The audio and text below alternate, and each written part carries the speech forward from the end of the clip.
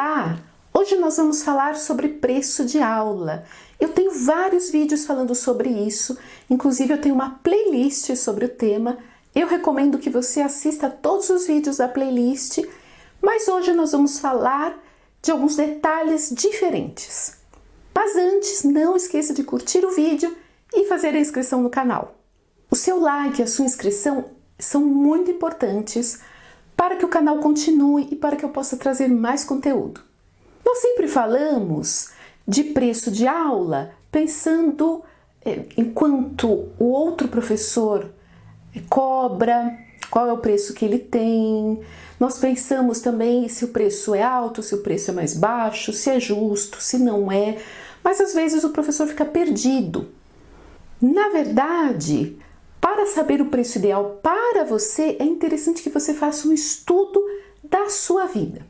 Bom, antes de tudo, você pode sim começar com um preço mais baixo para que você seja conhecido ou para que você seja conhecida no mercado, na internet, para que as pessoas conheçam você. E aí você pode sim aumentar um pouquinho o preço depois. Ir aumentando pouco a pouco, aumentar o preço para novos alunos, porque os primeiros alunos trarão depoimentos sobre as suas aulas, eles vão indicar o seu trabalho.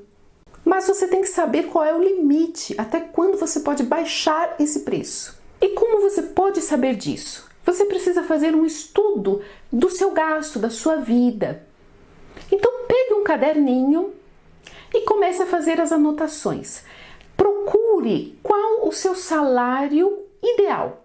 O salário ideal, ele não precisa necessariamente ser o salário dos seus sonhos, Porque às vezes a gente tem o sonho de ficar rico, mas nem sempre isso é possível, principalmente em pouco tempo. O salário ideal nesse caso é um salário coerente, mas um salário com o qual você possa viver. Então você tem que anotar as suas despesas, quanto você gasta com internet, de luz, água e outras coisas que você pode não ter ainda como gasto, mas que para você crescer no online, no mercado online, você terá que ter. Algumas coisas, é claro que não são obrigatórias, mas se você tiver, é sempre melhor. É interessante que você tenha um site, porque o site é a sua vitrine. E é interessante que esse site seja bonito.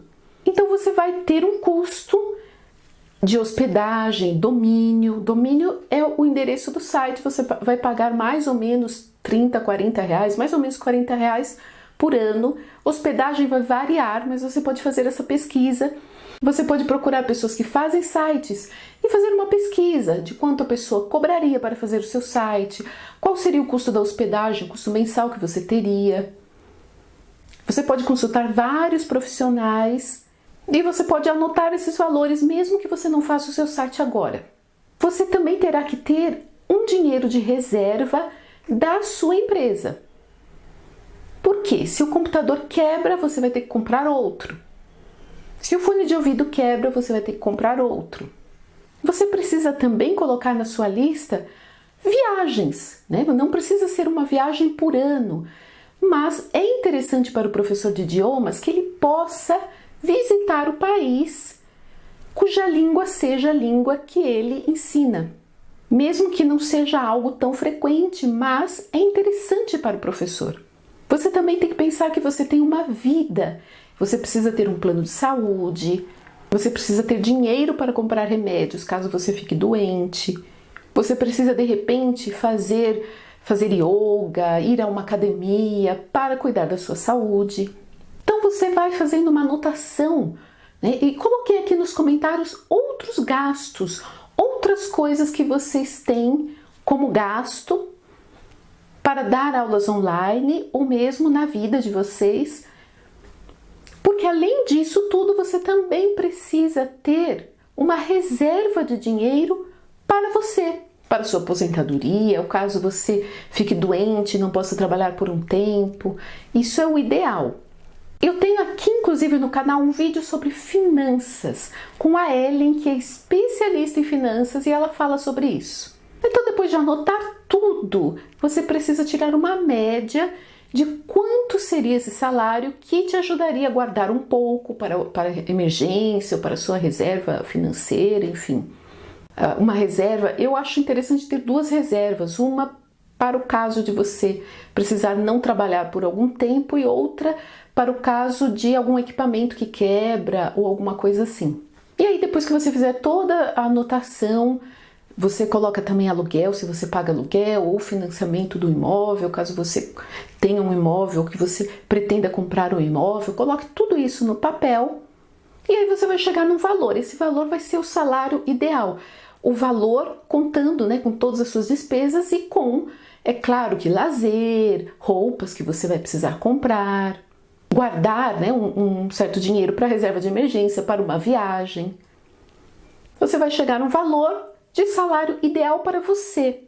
E aí você vai pensar em quantos alunos você pode ter no seu dia.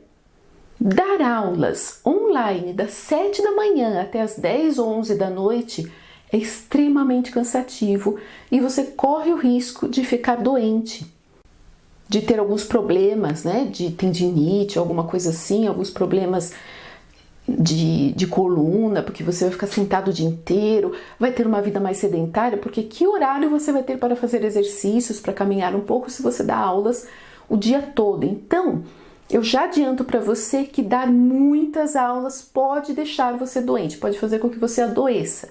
Então, você tem que ter uma média de aulas que você poderá dar. Pense em quantas aulas você pode dar pela manhã, depois você tem o seu horário do almoço, para que você possa fazer a sua comida ou comer de uma maneira mais saudável. Depois as aulas que você pode dar à tarde.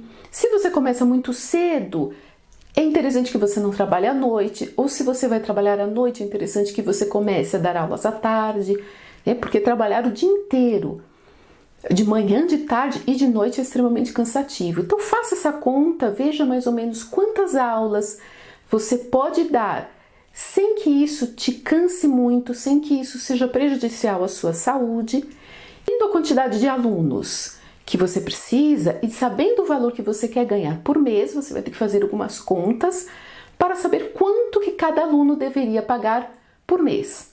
E aí você vai saber a hora-aula, você vai saber tudo direitinho, você vai poder fazer pacotes para os seus alunos. Pense também na época de férias.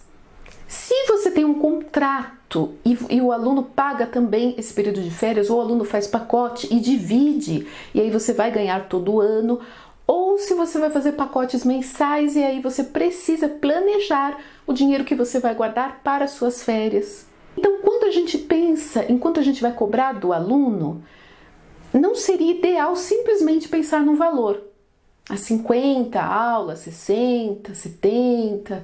Não seria interessante pensar num valor simplesmente, mas fazer toda essa conta, todo esse estudo para que você se planeje, porque assim você poderá viver das aulas online.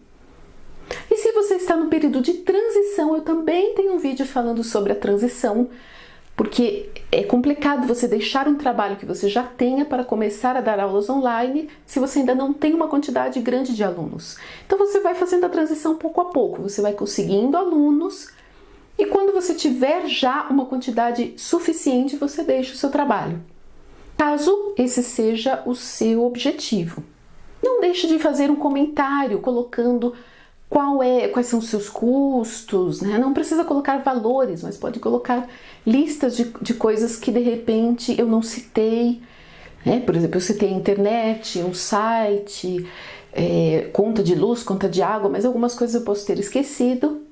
E também coloquem aqui qual é o número de aulas que você julga ideal. Quantas aulas você poderia dar tranquilamente por dia sem ficar extremamente cansado ou cansada. Nos vemos no próximo vídeo. Até mais!